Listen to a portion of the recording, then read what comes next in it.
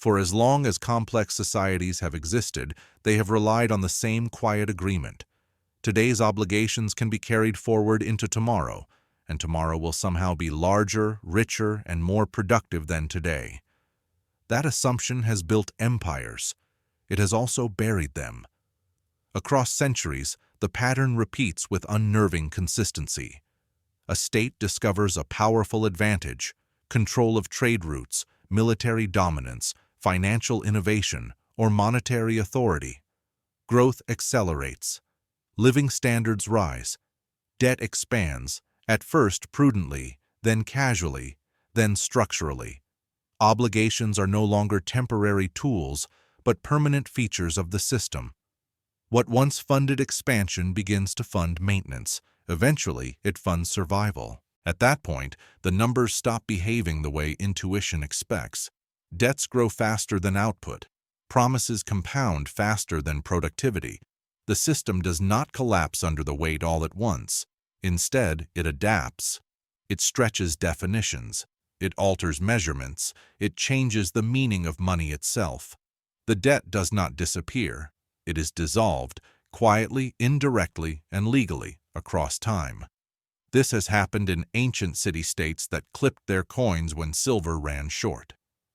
It happened in early modern empires that debased currency to fund wars they could no longer tax for. It happened in industrial powers that discovered inflation could succeed where austerity could not. In every case, leaders insisted stability was being preserved. In every case, they were technically correct, until the preservation itself became the mechanism of loss. The critical feature is invisibility. Open default is rare. Explicit collapse is politically dangerous. Instead, systems rely on complexity. Obligations are rolled, reclassified, refinanced, and absorbed into balance sheets so large they lose meaning to the public. The currency remains. Markets continue to function. Institutions appear intact, but purchasing power shifts. Claims on the future are diluted. What is owed is never truly paid, only transformed. For those living inside the process, it does not feel like erasure, it feels like management. Interest rates are adjusted. Liquidity is provided. Emergency measures quietly become permanent tools. Each step is framed as temporary, technical, and necessary. Each step moves the system further from resolution and closer to dependency. The most dangerous moment in this pattern is not crisis. It is normalization. When extraordinary measures persist long enough to feel ordinary, when debt ceases to be a problem and becomes infrastructure, when the line between monetary policy and fiscal survival dissolves. That is where every great debt-driven system eventually arrives, and once it does, there is no dramatic turning point. Only a long, controlled descent where the burden does not vanish. It spreads, thins, and fades. Not because anyone chose collapse, but because the math no longer allowed anything else. Large-scale systemic collapse does not resemble the sudden endings people imagine. There are no singular moments when institutions vanish overnight or currencies instantly become worthless. Instead, collapse unfolds as a process, gradual enough to be denied, complex enough to be misunderstood, and slow enough to feel manageable until it is no longer reversible. It always begins economically. Political conflict, social unrest, and institutional breakdown follow later, often mistaken as causes rather than consequences.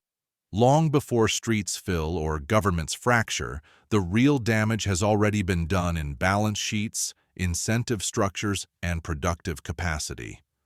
Collapse begins when a system can no longer generate enough real value to sustain the claims placed upon it. At first, this imbalance is subtle.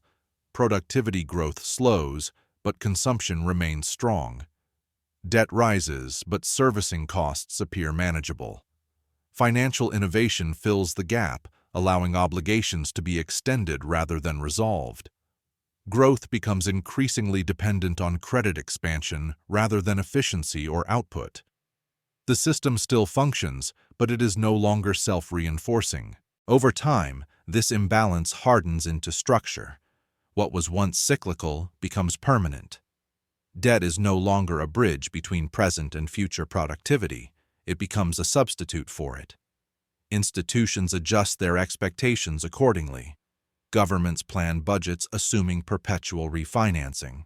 Markets price assets assuming continued intervention. The system reorganizes itself around the assumption that resolution will never be required. This is the second stage, distortion. Prices no longer reflect scarcity or risk accurately. Capital flows toward financial assets rather than productive investment. Returns increasingly depend on policy decisions rather than economic fundamentals. Those closest to the monetary system benefit first and most predictably, while wages and productive output lag behind.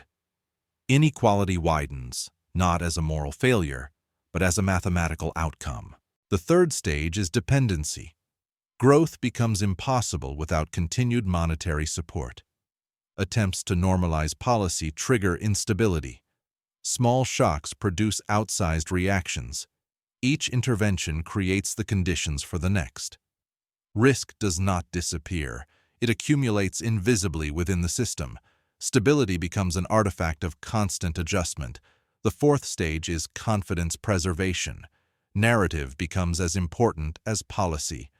Authorities emphasize resilience, tools, and control. Technical language replaces plain explanation. Complexity itself becomes a shield. The public senses strain but cannot easily identify its source. Because collapse is not visible, it is assumed not to exist. The fifth stage arrives quietly. The system still functions, but flexibility is gone. Options narrow. Every path forward increases long-term fragility. Inflation, financial repression, or balance sheet expansion become the only viable mechanisms for managing obligations. Debt is not reduced. It is diluted. The final stage is not collapse in the cinematic sense. It is transformation. The old system remains recognizable, but its promises no longer mean what they once did. Wealth exists, but claims on it have changed. Trust erodes slowly, then all at once. This framework has repeated across centuries, cultures, and technologies. The details differ. The sequence does not.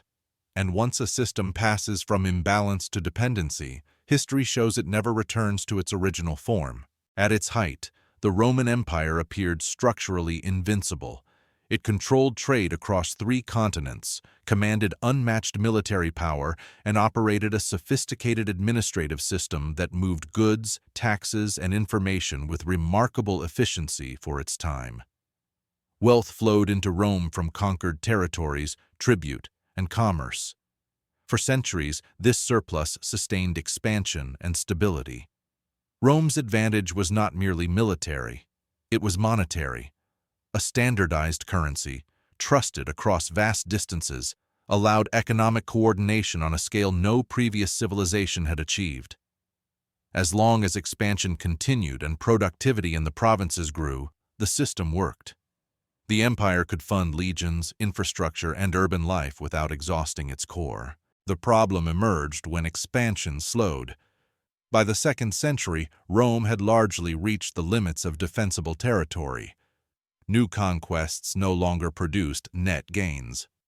Military spending remained high, but fresh inflows of wealth diminished. At the same time, the empire's population became increasingly urban and consumption-oriented. Rome was no longer growing its productive base fast enough to support its obligations. Rather than contract, the system adapted. Taxes increased, but only to a point. Beyond that, economic activity retreated into informality or collapsed altogether. To bridge the gap, the state turned to its most flexible tool, the currency itself. Silver content in the denarius was gradually reduced. New coins looked the same, circulated the same, and were accepted by decree. But each carried less real value than the last. This monetary distortion did not feel like collapse. It felt like continuity. Soldiers were paid, Projects continued. Trade persisted, but prices rose. Savings lost purchasing power. Trust eroded unevenly. Those closest to state spending received new money first, before its dilution was fully felt. Those farthest away bore the cost later through higher prices and declining real wages. As the process continued, productivity declined. Farmers abandoned land that could no longer sustain tax burdens. Trade networks frayed under uncertainty.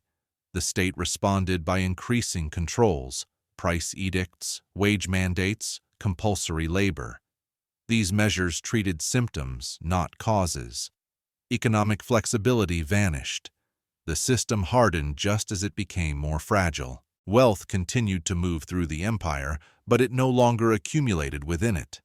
Resources flowed toward the military and bureaucracy, leaving little for reinvestment. Urban centers became dependent on state distribution rather than economic vitality. The currency remained, but it no longer functioned as a reliable store of value. The final outcome was not a single collapse, but a long transformation. Monetary instability undermined trust. Administrative costs overwhelmed revenues. Political authority fragmented as economic coherence dissolved. By the time Rome's institutions visibly weakened, the economic foundation had already eroded beyond repair. The empire did not fall because it ran out of money. It fell because it could no longer preserve the meaning of it. Centuries later, in a very different world, the same pattern unfolded under the confidence of modern finance. In 18th century France, the monarchy presided over one of the wealthiest and most culturally dominant societies in Europe. Paris was a global center of art, trade, and intellectual life. France possessed fertile land, a large population, and sophisticated financial institutions for its time. By all appearances, it was too advanced to fail in any fundamental way. The belief that sustained this confidence was simple. France was different. Its economy was diverse. Its state was powerful. Its future revenues, officials believed, would always be sufficient to service present obligations. Debt accumulated not recklessly but incrementally, first to fund wars, then to preserve prestige, then to maintain stability. Each increase was justified. Each postponement of reform felt temporary. As obligations mounted, the state relied increasingly on financial engineering. Complex tax farming arrangements advanced cash to the crown in exchange for future revenue streams. Paper instruments multiplied, representing claims layered upon claims. The system became opaque enough that few could see its total weight. What mattered was that it continued to function. Confidence persisted even as productivity lagged. The aristocracy remained consumption-focused, largely exempt from taxation. The burden fell on those least able to absorb it. Economic growth slowed, but spending did not. The mismatch widened quietly. By the late 18th century, the French state could no longer service its debts conventionally.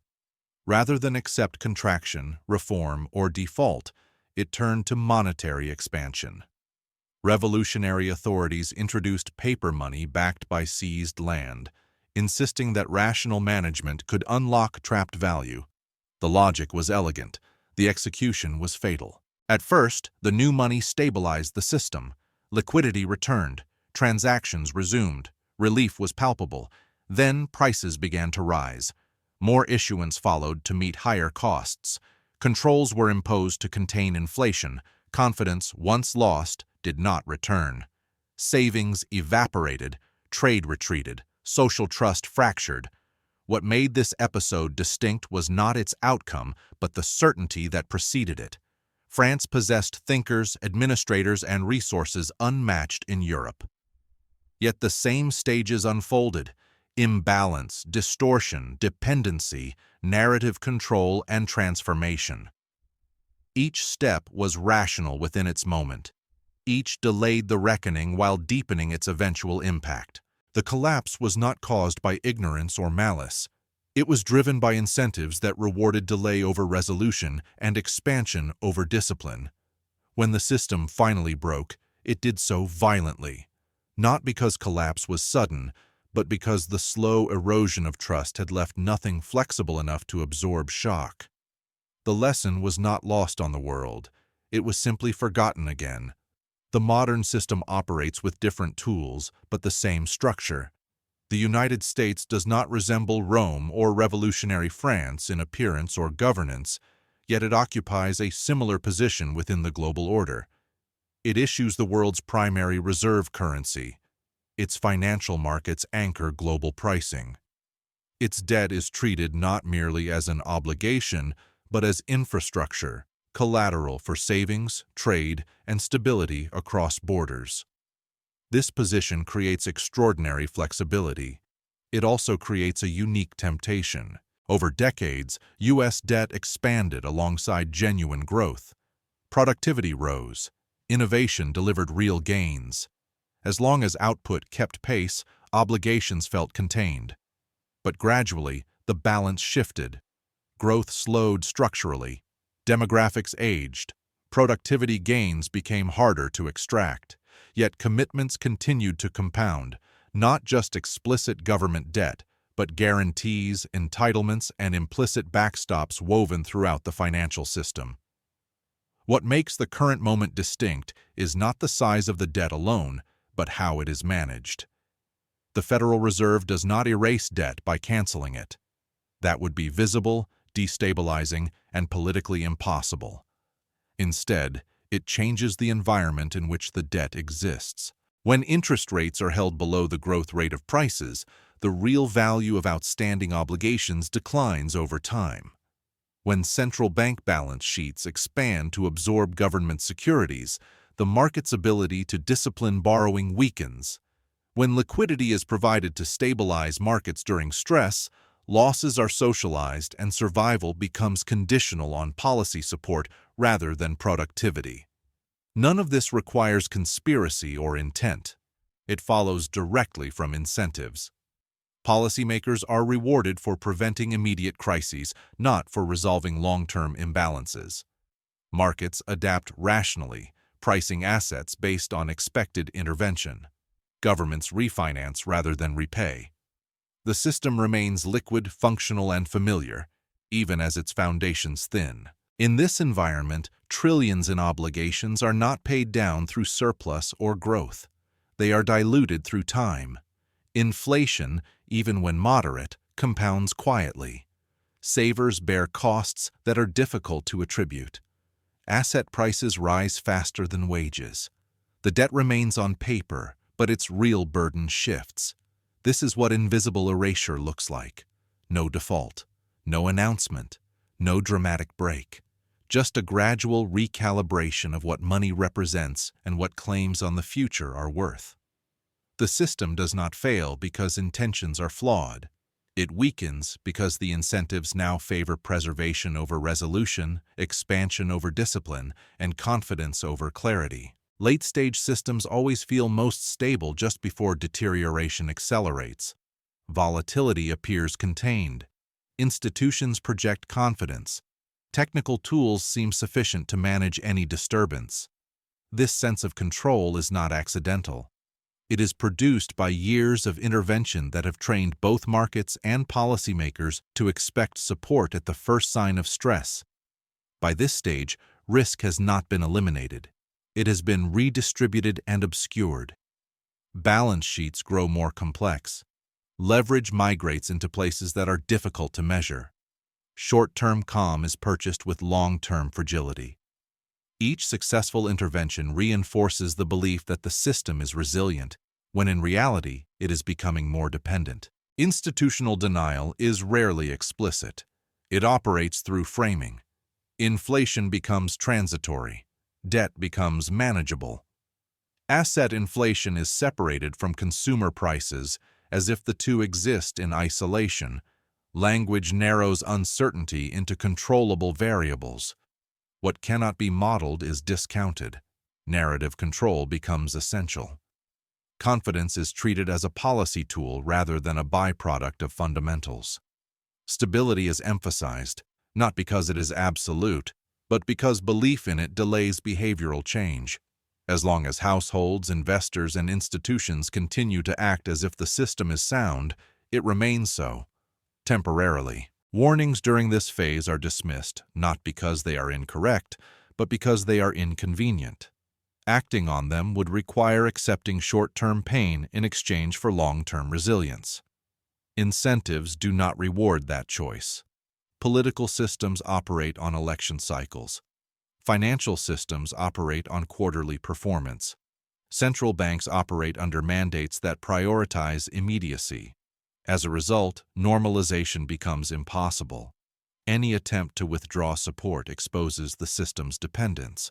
Small policy shifts trigger outsized reactions. Markets no longer absorb signals, they amplify them. Authorities respond by restoring support, confirming the dependency they hope to reduce. This is the acceleration phase. Change no longer unfolds linearly. It compresses. Adjustments that once took decades occur in years. Confidence, which took generations to build, can erode rapidly once its conditional nature is revealed. By the time acknowledgement replaces denial, the system's flexibility is gone. Options that once existed have already been spent maintaining the appearance of stability. What remains is momentum, and momentum does not negotiate. History does not repeat because people fail to learn. It repeats because the structures that govern human behavior change far more slowly than technology, politics, or culture.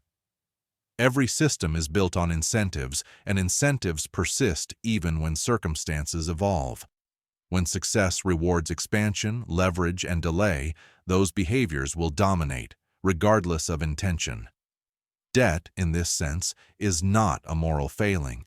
It is a coordination tool. It allows societies to bring the future into the present. Used carefully, it accelerates growth.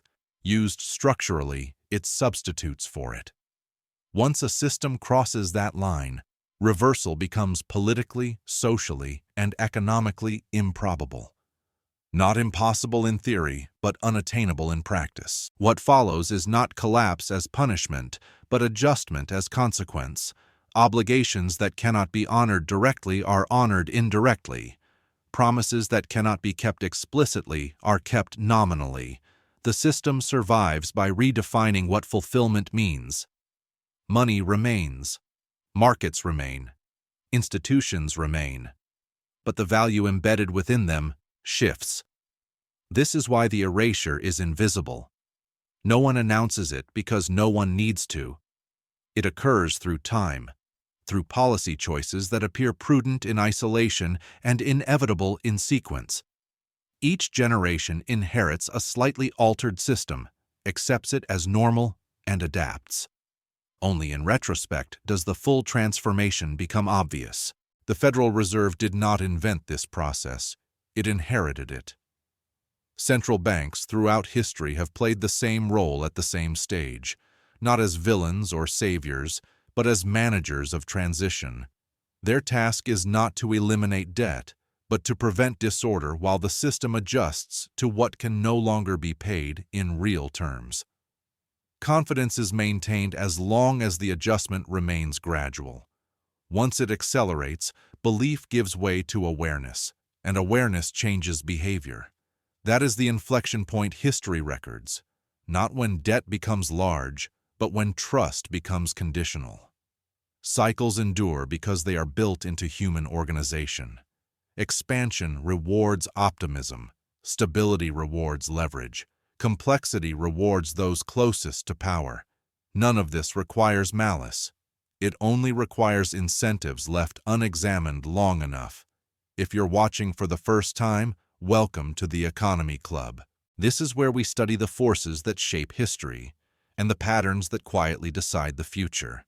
Stay curious, stay grounded, and we'll see you in the next cycle.